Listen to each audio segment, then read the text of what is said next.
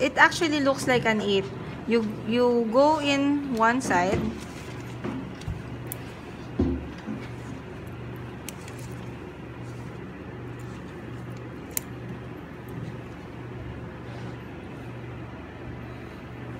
Go in the other side. You use this to hold the tissues. Kaya siya tissue forceps. Okay? Then you follow the curve of the needle. Oh, baka matusok ito. The usual is you do parallel to it.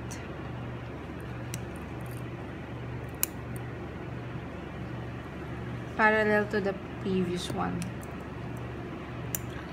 So, reminder, you have to clamp it all the way para hindi siya mag-twist. And then, see? So, it's supposed to be parallel.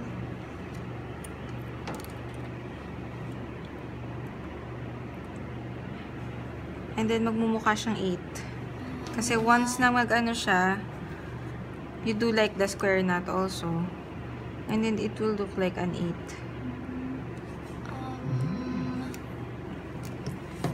Okay? Dito, mas makikita siya na parang 8. Although, some doctors actually have the version of it having not parallel, but actually like an X already. So, parang na talaga siyang literal na 8. Although, ito rin, parang 8 din siya. At the back nga lang. Okay? So, dito. Para mas kita dito. Sige. So, ayan. If you do it like that, it's actually good for hemostasis. And, if you see, diba, natatanggal yung space. Nadidikit siya eh. Pagalitan tayo. Natuwa ako masyado sa models. Okay? Oh, again.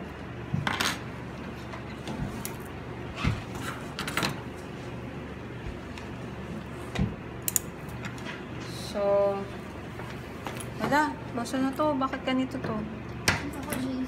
Takot. Ayoko dyan. Takot ako. Dito tayo. So, again, square knot. Square knot. Figure of 8 muna. You go inside. Out. Go inside. Equal siya, 1 centimeter. Out. Parallel. Parallel din doon.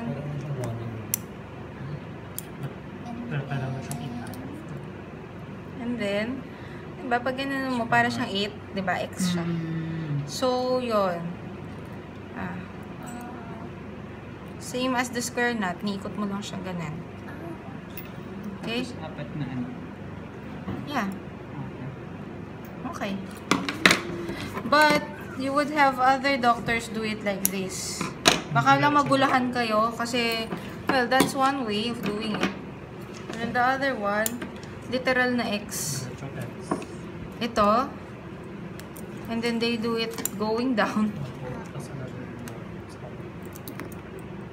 And then they go here. And then they do it above. Yan. Actually, parang pareho lang siya. Sa likod nga lang nakikita yung ano. Tapos ito, parang dito, nagmumukha siyang ganun siya. Ito, X. Yung X niya nasa likod. If you flip it over, it's X like that. If you flip this over, it's like that. Pareho lang siya. Can we do that sa ano? Pareho lang. Practical or... Yeah, pareho lang. But when I googled figure of 8 stitch, the way they did it is like this. Pero meron kasi kayo, baka may narinig kasi ako na bakit ganun daw yung ginagawa ng students. And when I researched, kasi ganun din yung nakikita sa Google eh, the way I am doing it. Pero kasi may consultancy yun. The other way, the X talaga. Okay? Pero ang ano dyan, it should be parallel.